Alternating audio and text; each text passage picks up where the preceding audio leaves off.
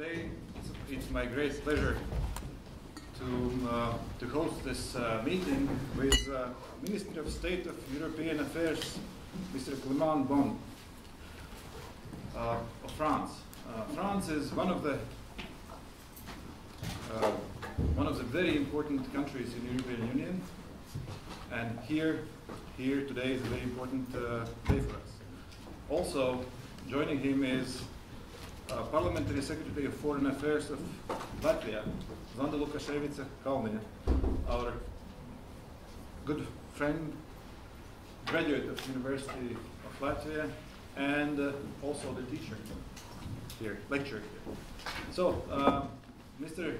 Clément Beaune is one of the people who will shape the future of EU, because France, as I said, is one of the countries in the EU who is really leading the way of showing how the European Union will look in the future. We all know that France is going to have a presidency in 2022, so preparation is going on. And also this discussion and all the discussions, I believe, is on the way. How do we see the future of Europe together? We are in the time when the state situations, European situation, world situation is not easy. We have many issues: migration, health, climate change, political divide. So it's even more important that we have a clear understanding how we see European values, how we see Europe to be ready for the next century, how we digitalize, how we do political agreements, how we do our economy. And I hope this discussion today will bring new insights, how France sees Europe's future, and basically your future. So be active, involved, and use the possibility to ask directly the questions, how France sees the future. So, floor is yours, Clément Beaune. Thank you. I start? As you wish, please. Okay.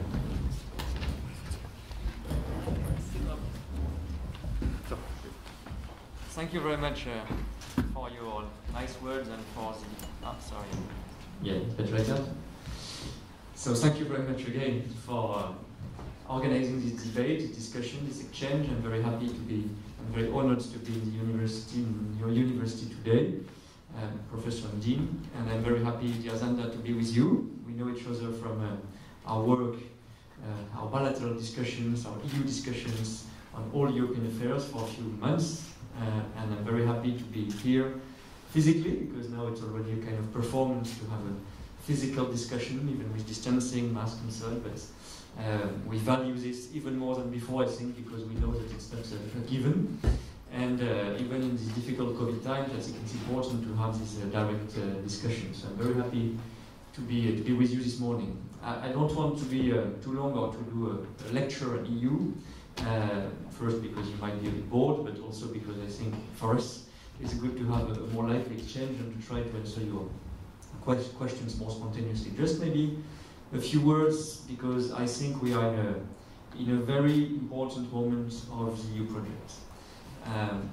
For one reason, I would say mostly, is that we have to change the software or the DNA of our European project in this very moment. Why? Because the EU project was built, before it was even named the EU, as a project which was covering only, and you know this in this country, a part of Europe. So it was a kind of unfinished project in the 50s. But also because, and that was linked, it was an inward-looking project, if I may put it like that. Everything was done at the time, starting with 6 countries, expanding progressively, to reconcile European countries. It was done in the 50s with mainly France and Germany as the big enemies of the 2 world wars. And it was this logic that developed very successfully, and I think we have to be proud of that. And when there was a historical enlargement in 2004 and beyond, we reconciled again or reunited again the two poles of Europe that had been separated by history and by totalitarianism. And this is again an achievement that we should be extremely proud of, never take as granted. But it also says that our project was all about internal policies, internal dimension, creating a market, obviously, and again, this is a very big success, and probably still our main strength. Working on internal competition, having common policies in some areas like agriculture, cohesion, and so on. And now, when you look at all the topics that are the biggest concerns, I think, for all citizens all across the EU, and probably even more for your generation, I think, all these challenges are outward-looking, global challenges. Climate, digital transformation, but also security and defense, technology, migration that you mentioned as well. Everything is about the relation between the EU as a family, as a successful political club, and its environment.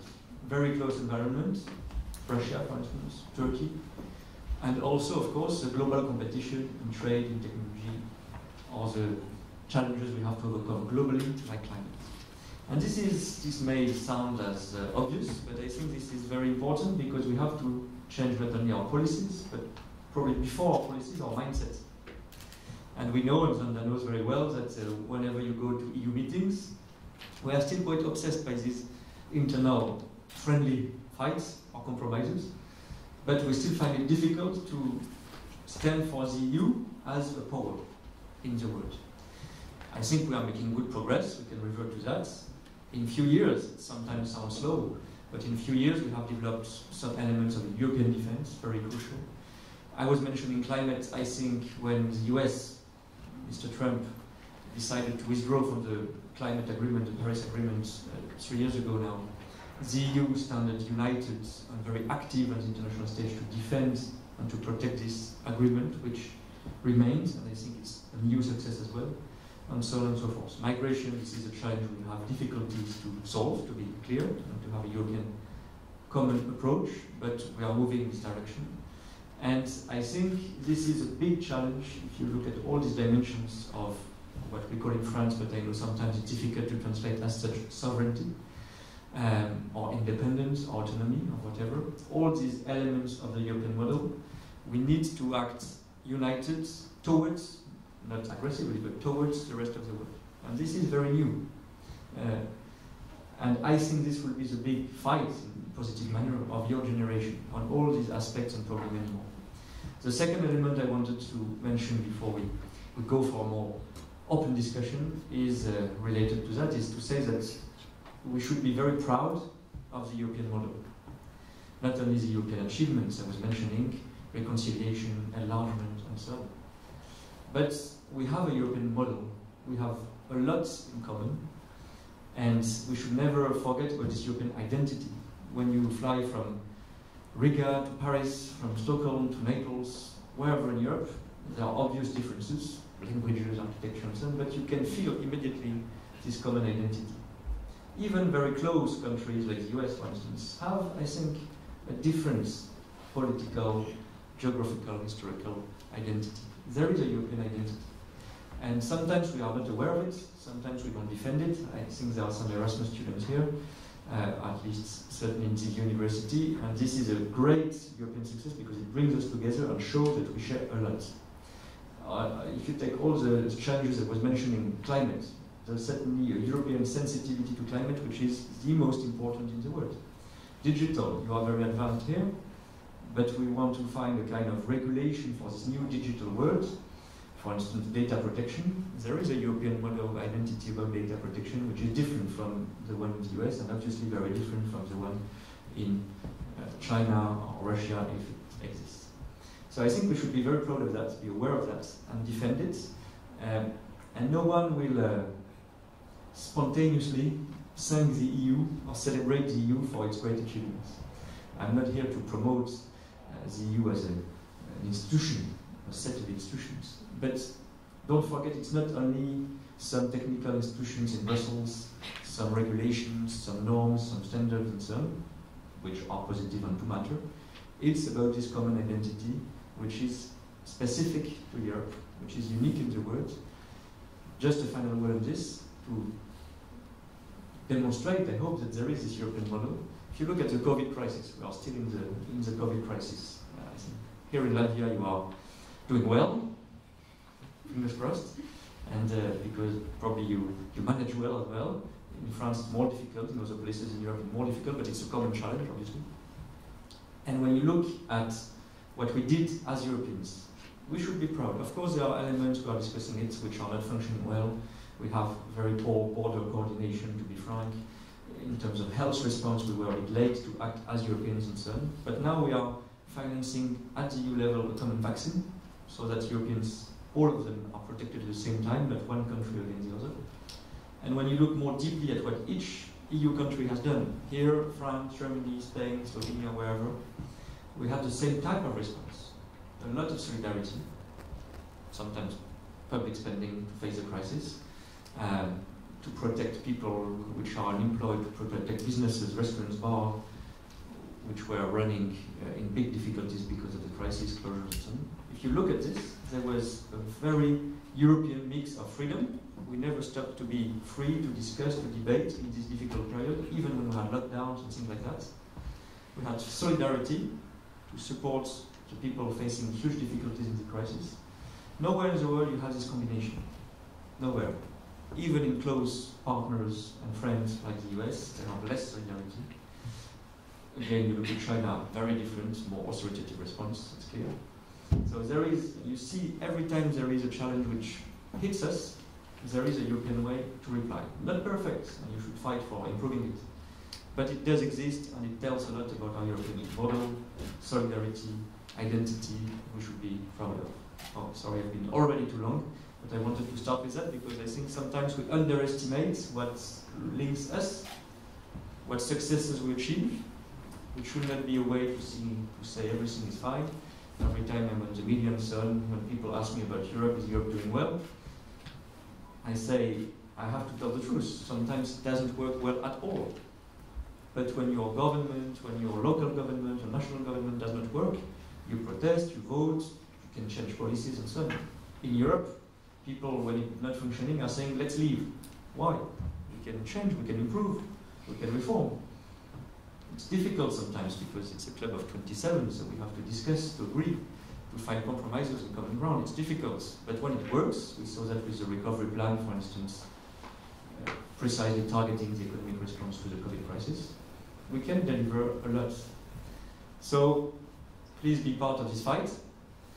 Protests, complain about Europe, but do not give it up. Do not abandon, and do not forget what it brought to all of us, all over this continent.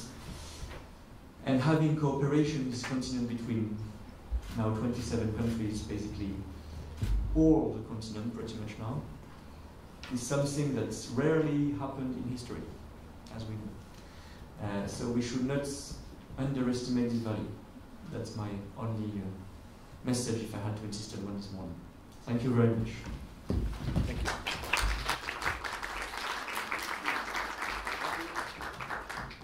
Thank you. And now I would like to give the floor to Parliamentary Secretary of Foreign Affairs of Latvia, Zanda Kalniņa-Lukaševica, on Latvian perspective.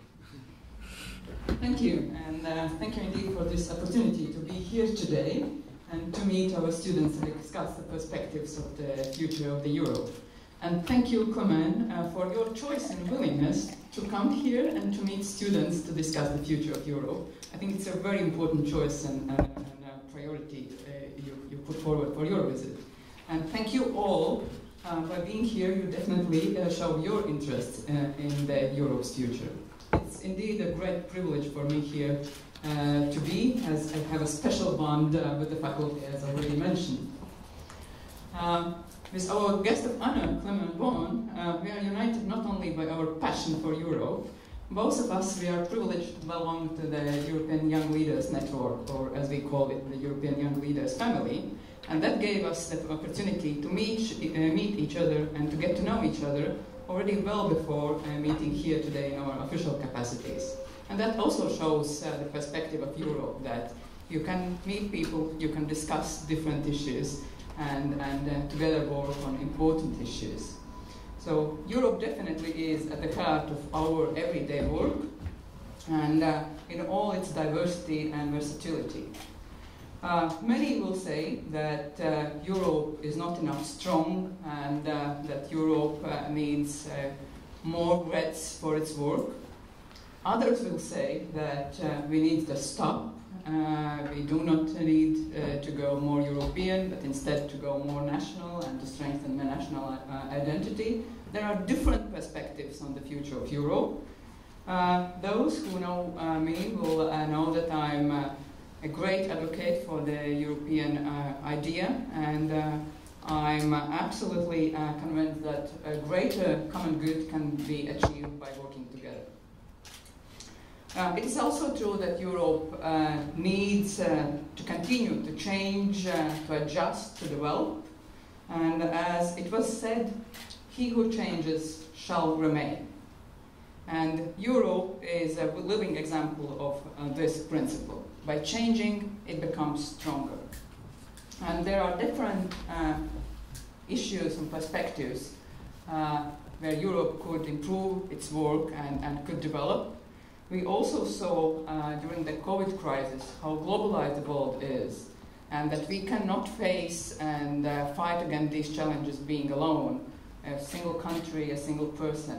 Only by working together we can overcome these big challenges. And it always also the COVID crisis showed us the many challenges we knew before that they could come, but it's different things to know and to experience the things happening in the world. And I think it is our obligation to make sure that we mobilize our experience to act, and to act in a way that we create together a future where we wish to live, not only where we could settle to live. And so that's why we are responsible to act. We are responsible to bring the challenges, and I would like to mention just 3 dimensions where I think Europe would strengthen its work. First, it's EU as a strong union of values.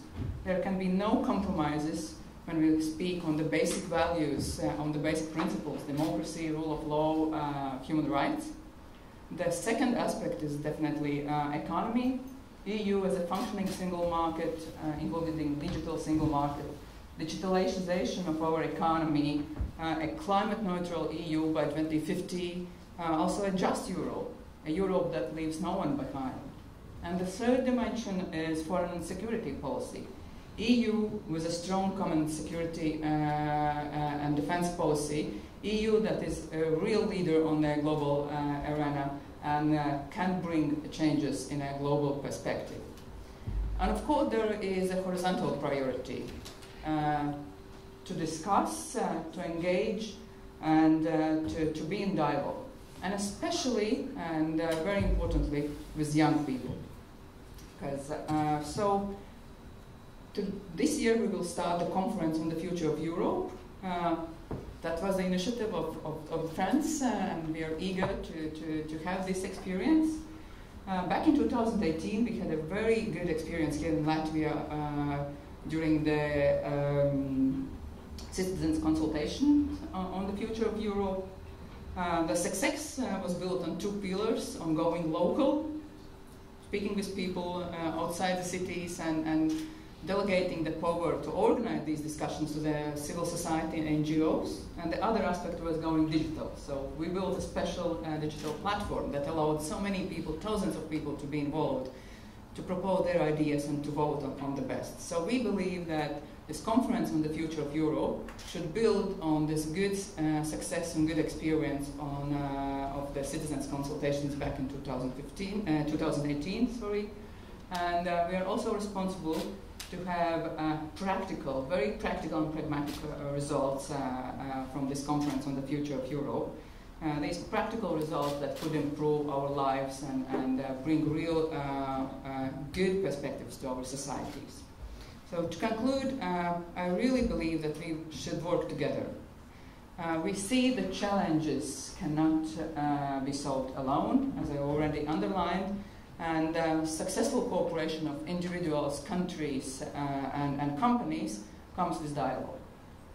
And dialogue is of utmost importance, and that's the instrument actually we have, and that's a basis we can build the future and solve many problems.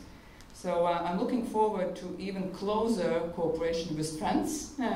Yesterday and today, this bilateral visit is a very important point, and we are looking forward to build on that and together to work for a stronger Europe, to a Europe we are proud of, and to a Europe we are ready to contribute each and every. So, and thank you for your many ideas for that. I think it gives a good opportunity for the discussion here today. Thank you.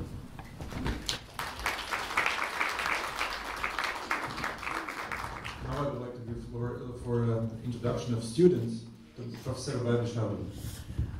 Voilà, cher Monsieur le Ministre, chère Madame le secrétaire parlementaire, je voudrais bien d'abord dire que nous sommes tous pas seulement ravis, on est très honorés d'être ici pour ce moment exceptionnel. De plus, que les étudiants ne vont pas me permettre de mentir en disant que nous commençons avec les idées de Charlemagne, de l'unification de l'Europe, et après, donc, les questions qui sont traitées pendant nos cours sont toujours liées aux actualités qui sont vraiment au courant du jour. Mais aujourd'hui, ce que nous avons dans notre salle, donc je vais commencer par les masters. So, European Studies and Economic Diplomacy. Where are you, please? Here's the masters. Okay, Masters International Business specialized in export management. Yes. Then Bachelor Study Program, International Economy and Commercial Diplomacy. All of you, third year. Here and fourth year, you see. That means you are ready, you prepared your questions, and I hope you will have a lot of things to ask to our very, very honorable guests. So, thank you everyone, and now we're ready for discussion, and please, who would like to be the first? Yes, please. Ernest, International Economics and Commercial Diplomacy. My question is to France. How big is the shared European debt, and how will you be dividing the funds among the member states so it stays just to everyone? Thank you. So European debt you mentioned, yes, in the recovery plan. Well, that brings back good and bad memories of last summer's long discussions. No, I think it's good memory because in the end we had a good result. And let's go back to your technical question, but I think this is a good example. I was mentioning it very briefly at the end of my introductory speech. In a few months, in response to this incredible, unique crisis, sanitary crisis becoming an economic crisis, we managed at 27 unanimously to agree on a big economic recovery package with one element, which is the one you just mentioned, totally new, and to be frank, totally taboo in Europe still a few weeks ago, which was to have common debt. Well, sometimes I say common debt, is it really the type of project which creates a European dream? Probably not, to be frank, if you present it as such. But what it means to have common debt at the European level, it means to have common investment, green transition, digital transition, and so on. And it means something, I think, that we should not underestimate and that is quite rarely mentioned. It means, because we will repay together as EU over 30 years until nearly the 2060s, it means that people who will concretely lend us money starting next year as EU believe that EU will exist in 30, 35 years, will exist as the same size or bigger size of club, which says a lot at the time of Brexit. People have no doubt that the EU will exist, survive, maybe develop in the coming decades. It says something about our common future as common. To be precise in what you said, what you asked, it's a package of 750 billion, of which nearly 400 are direct grants that will be given distributed to EU countries over 2 to 3 years. And this is exactly 390 billion. And this, there is a kind of key of allocation between member states, which is indicative at the moment. And it will be, I don't know if I must say the exact figure for Latvia. For France, it's around 40 billion, probably a bit more. But there is a kind of indicative allocation key that will be evolving according to the final economic figures measuring the impact of the crisis. So that's why no country can exactly know the precise amount it will get. But this is quite significant for each EU country, I think. I just take the example of my country. For France, we have a recovery plan around 100 billion announced by the government starting next January. It means that 40% of this plan is supported by EU money. It's even bigger for Italy, for Spain, it's a few billions here. So it's really a significant support. Not that EU is just about providing money, I think it's much more.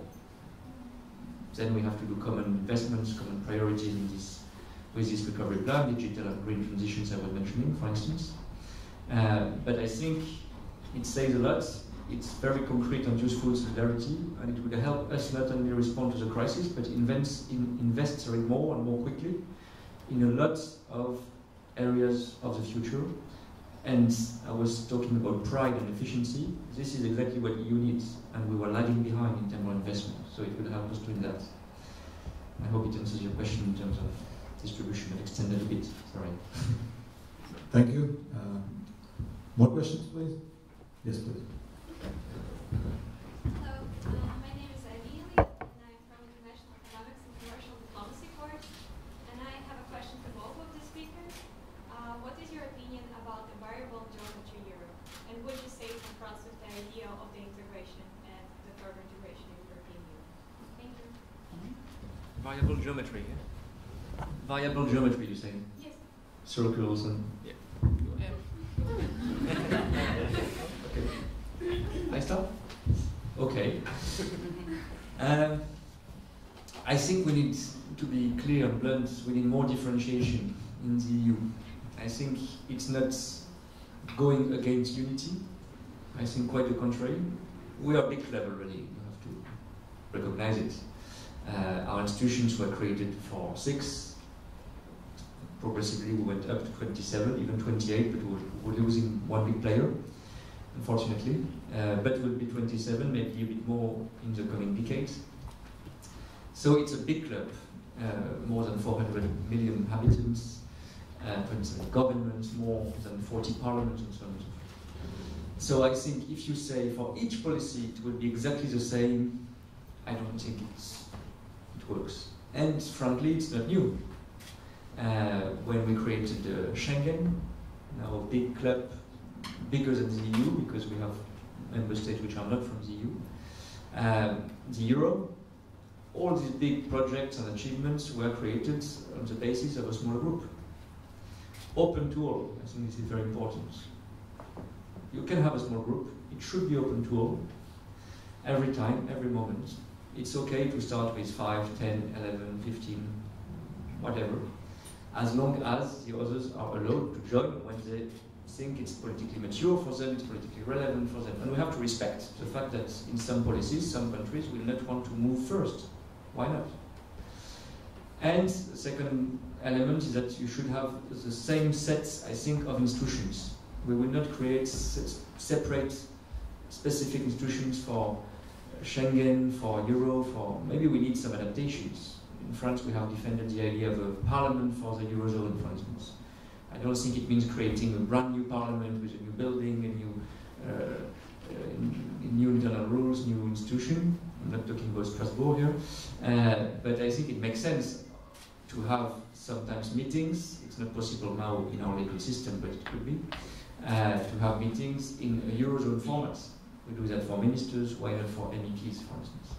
So flexibility, differentiation with a common framework of institutions and openness to all. I think this is the thing. What I don't believe we should do is to have what we sometimes call different circles, meaning that you have first category, second category, third category, and so on. No one wants to be second leg or third leg in the EU, which is totally understandable. And no country has a right to be, because of history or whatever, or size, or I don't know, to be necessarily in the first movers club. We had discussions on a lot of topics. It was not a policy as such, but it was a kind of coalition, climate. A year and a half ago, we had, with France, with a few countries, initiated a letter to all partners and to the EU institutions to say we want to be climate neutral by 2050. And Latvia changed its stance. We discussed and supported from the beginning this letter. I think it was very important because it showed, for instance, that you can do a coalition of countries which are not spontaneously seen as agreeing together or working together. It was, for France, for instance, we signed this letter in spite of the fact Germany was not part of it. Latvia was, Spain was, Ireland was, and so on. So it was different geographies, different places in the EU, different sizes, and so on. And it worked. It created a movement which I think played a big role in now having this common objective of climate neutrality. So I think we need this flexibility. Sometimes it's more institutionalized, sometimes less, sometimes just a one-shot coalition. But differentiation, no kind of 2-3 speed Europe creating leagues or categories, which I think would create, if we do this way, would create a feeling of lack of unity, which is not good for European citizens. No one wants to be, as a, not even in the country, but as a European citizen, to be presented as second or third league. It would break our identity and our unity. But let's differentiate, not be shy about it. I think we can do a lot with these coalitions, these ad hoc coalitions, or these ad hoc clubs within the EU. Thank you, and I think exactly this group of climate leaders is a great example in this context. So started by 2 member countries, then joined by 6 and 7, now being 10. So the leaders who want to work towards the same goal, and by that convincing the other remaining 17 at this moment to join one by one. So it's an open club. And also, it shows this not anymore new tendency, but already the existing reality that we cannot talk about any division in north or south, east or west. It's based on the topics and based on the common interests and ability to come to conclusions and to come to an actions at a particular moment. And I believe this is a way forward as well, because we have also good and successful examples, already mentioned Schengen or Eurozone, that shows that it's not a division of Euro, but that's a diversity and versatility of the Euro that actually makes it stronger and allow to reach progress in different areas, even though if not always at the same time all member states are ready to act immediately. So, and I think that this is a way that we will cultivate, and at the same time on many other issues, working hard to reach consensus and unanimity. Because definitely there are the issues that cannot be solved by groups or just by leading countries. And this parallel processes of consensus and leadership in particular topics is the way I think we can reach good results and best results. Please, next question. So, hello, my name is David, and I'm also from the International Economics and Commercial Diplomacy program. So, my question, I would like to address my question to Mr. Beaune. So, in the opening remarks, Professor Bērziņš mentioned that France is our future, and you yourself, you mentioned that we have to change the DNA of the European Union. But, let's be frank, these changes will come under pressure due to the fact that Europe is no longer the key player in geopolitics, and USA is also no longer the sole, let's say, decision maker. So my question would be, what role will France play in these changes in both the European and the global level?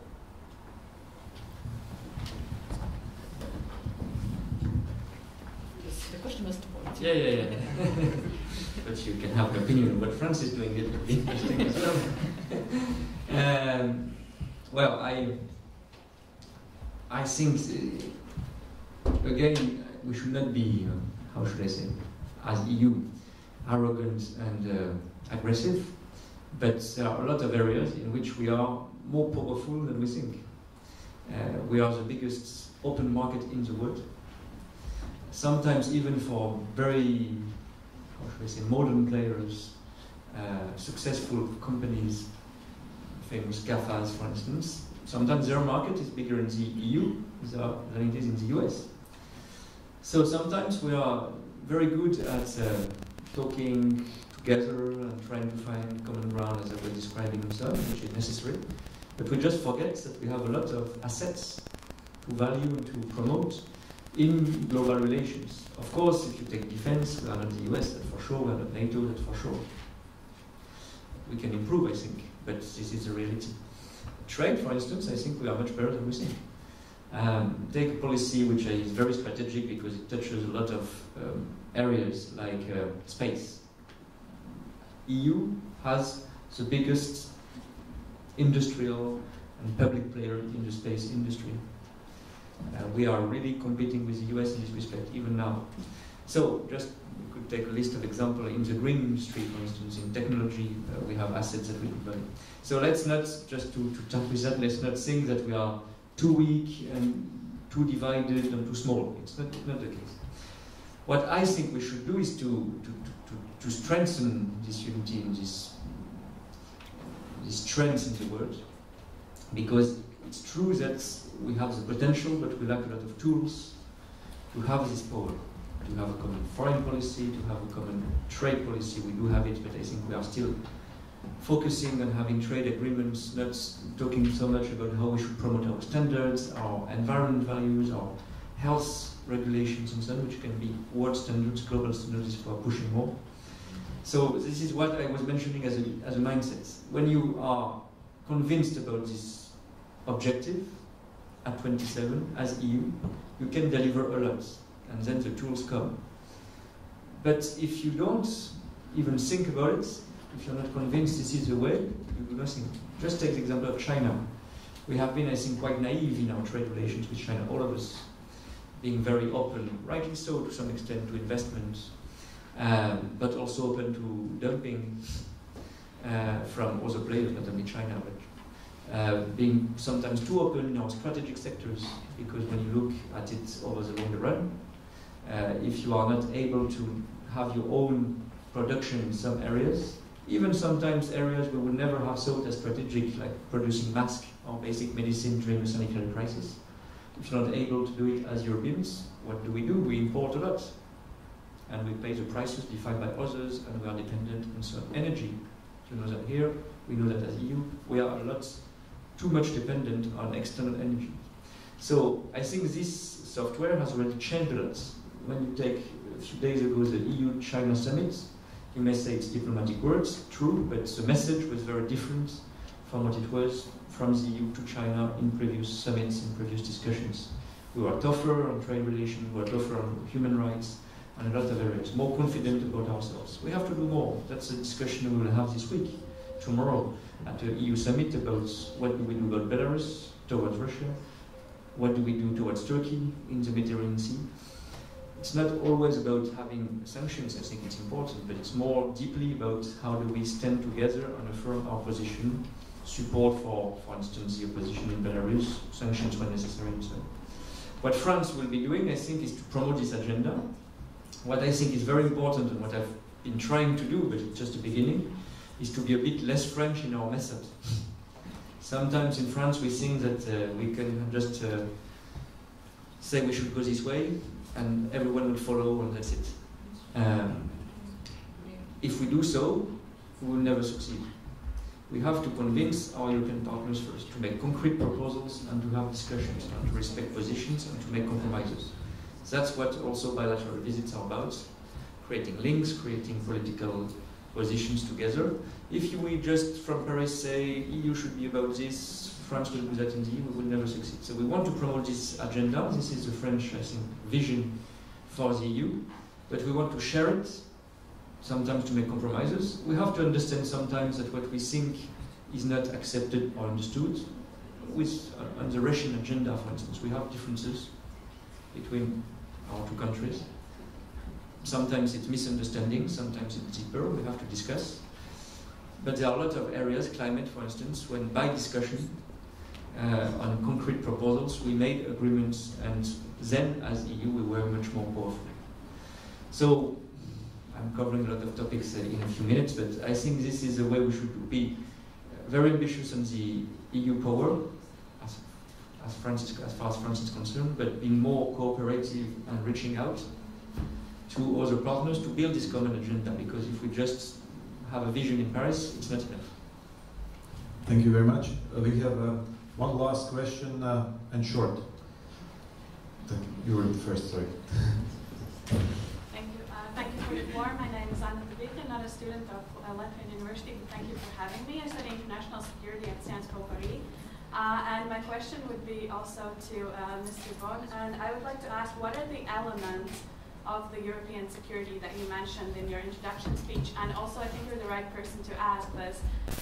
Is the French dream of the European army still alive, or thank you? Well, the President mentioned that a couple of times. Not that we imagine having in the next 3-5 years the European army, meaning that it will be one command, one single army as we have national armies. But to say, if we want to be serious about our security, it will take time, obviously, but we have to develop the 3 dimensions, I think, which are needed for any security policy, which is to have a common strategy.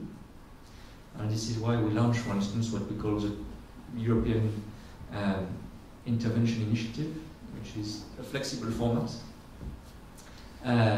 which might be open to other countries. We are a bit more than 10 now, which is about cooperating to the planification military strategy. This is very important because sometimes the reason why we respond to crisis in a different manner, what we do in Sahel, for instance, with some EU partners, but not all, is because we have a different approach, a different vision, a different analysis of the threats, of the risk of security. So common strategy, I think, is key. Other element is common money, common budgets. Of course, we have national defense budgets, we have NATO, but I think in addition to that, we need to share part of our defense money at the EU level. For capabilities, for research at least, capabilities is key. If you don't have common equipment, common capabilities, we are starting that also on a bilateral level with Germany for beginning, with the future tanks, the future plane of combat. This is extremely important. At the moment, we have, I think, 100 different types of equipment for tanks, when the US have 5. So of course, it's not a matter only of the amount of money you invest, but how you put it in common and you share. And the third element is to have common forces. It's not necessarily, again, one single army. We have nation states, we have alliances existing like NATO. It could be in the framework of NATO, working with NATO, obviously. But I think if we're not able to project common forces when there is a crisis outside, of course, on a national decision basis, to respond to what happens in Sahel, as far as we're concerned. For instance, we have a lot of EU countries helping us there. If we don't have a process, a common force as a kind of core, we will never make it. So having an army was a way to say, of course it takes a long time, of course it's not an army like a national army immediately, but it was a way to say our common security is a matter the EU should be active about.